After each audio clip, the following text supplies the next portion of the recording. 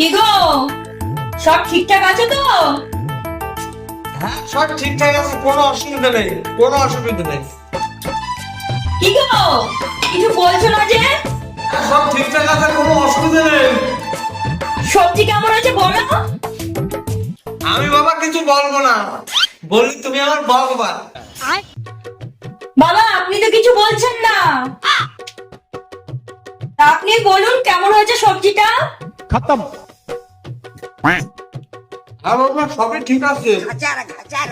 তরকারিটা একটু লবণ একটু কম হয়ে গেছে, আর একটু হয়তো ভালো হতো।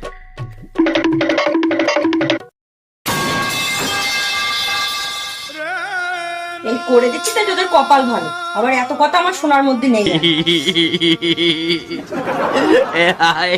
কি করে